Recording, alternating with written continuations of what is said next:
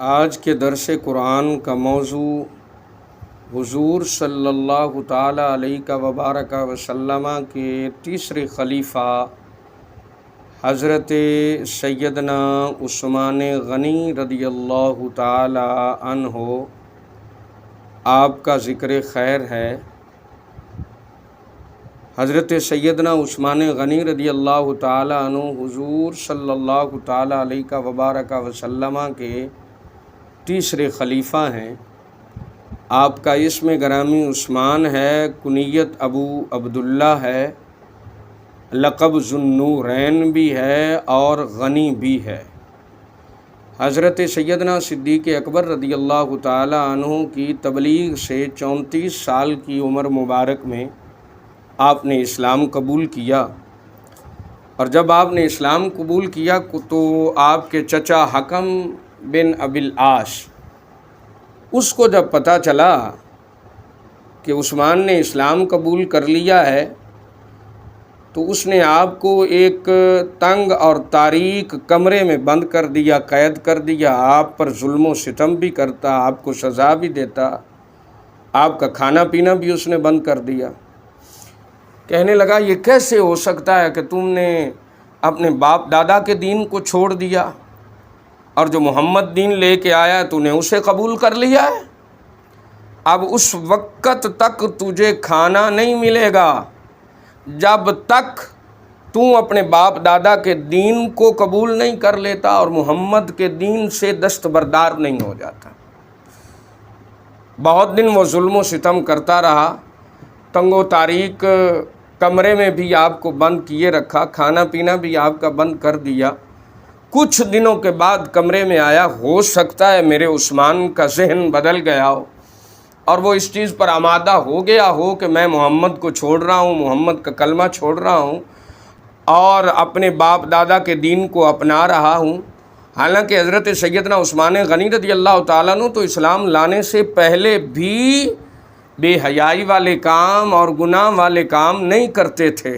اب کبھی بت خانے میں نہیں گئے، آپ نے کبھی زمانہ جاہلیت والے کام نہیں کیے۔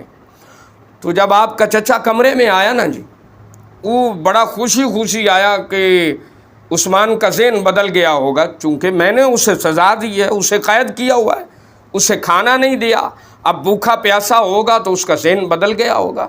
اب وہ مان جائے گا کہ چچا تو ٹھیک تھا، میں اپنے باپ دادا کے دین کو اپنا رہا ہوں۔ لیکن میں کہتا ہوں کہ اس کو نہیں پتہ تھا کہ یہ سودا ہی ایسا ہے جو مصطفیٰ کو دیکھ کر سودا کرتا ہے نا، آقا علیہ الصلاۃ والسلام کو دیکھ لیتا ہے اور آپ کے دست حق پرست پر ہاتھ رکھ کر اسلام کے دائرے میں داخل ہو جاتا ہے، پھر سوکھا نہیں ہوتا کہ اس کے جسم سے جو ہے وہ اسلام کو نکال دیا جائے۔ اقبال کہتا ہے اس کے جسم سے روح تو کھینچی جا سکتی ہے لیکن وہ اسلام سے غداری نہیں کر سکتا۔ چچا آیا، اس نے کہا بیٹے تیرا ذہن بدلا کہ نہیں بدلا؟ وہ ایک پنجابی شاعر کہتا ہے، حضرت سیدنا عثمان غنی رضی اللہ تعالیٰ عنہ اس سے کہنے لگے جے چھڈ دے ماں دنیا ہو سکدا گزارا، محمد نو چھڈیاں گزارا نہیں ہونا۔ حضرت سیدنا عثمان غنی رضی اللہ تعالیٰ عنہ نے فرمایا واللہ میں دین اسلام کبھی نہیں چھوڑوں گا۔ جو ہاتھ محمد کے ہاتھوں میں چلے گئے ہیں اور جس زبان نے محمد کا کلمہ پڑھ لیا ہے، اب اس زبان سے میں محمد کے ساتھ غداری نہیں کر سکتا۔ ہاں جی، میں نے اسلام قبول کر لیا ہے، جو مرضی ظلم و ستم کر لو، اسلام نہیں چھوڑوں گا۔ تو حضرت سیدنا عثمان غنی رضی اللہ تعالی عنہ آقا علیہ الصلاۃ والسلام کے وہ واحد صحابی ہیں جنہیں کامل الحیاء والایمان کہا جاتا ہے۔ ویسے تو حضور صلی اللہ تعالیٰ علیہ وآلہ وسلم کا ہر صحابی عدل و انصاف اور شرم و حیا کا پیکر ہے۔ تمام صحابہ سچے بھی ہیں، تمام صحابہ میرے نبی کے عادل بھی ہیں، اور تمام کے تمام صحابہ میرے نبی کے حیا والے بھی ہیں، لیکن ہر ایک میں کوئی نہ کوئی کمال، کوئی نہ کوئی خوبی ایسی ہے جس کو مصطفیٰ کی بارگاہ سے نقطہ عروج ملا ہے۔ جیسے حضرت سیدنا ابو بکر صدیق رضی اللہ تعالیٰ عنہ کی صداقت، حضرت سیدنا عمر فاروق رضی اللہ تعالیٰ عنہ کی عدالت اور حضرت سیدنا علی کرم اللہ وجہہ الکریم مولا شیر خدا رضی اللہ تعالیٰ عنہ سلام اللہ علیہ، آپ کی شجاعت، بہادری اور دلیری ضرب المثل اور زبان زد عام ہے۔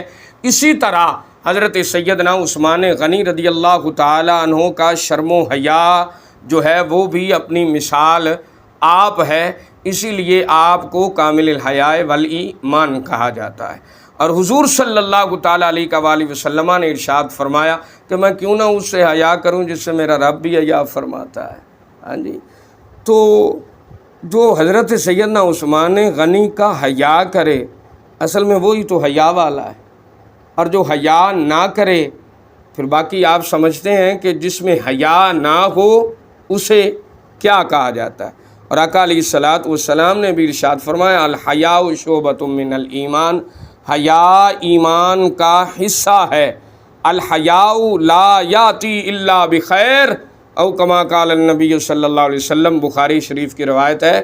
آقا علیہ الصلوۃ والسلام نے ارشاد فرمایا حیا خیر لاتا ہے، حیا بھلائی لاتا ہے، یعنی جس میں حیا ہے وہ خیر کی راہ پر ہے، وہ بھلائی کی راہ پر ہے، اور جسے حیا ملا ہے اسے ایمان کا ایک حصہ مل گیا ہے۔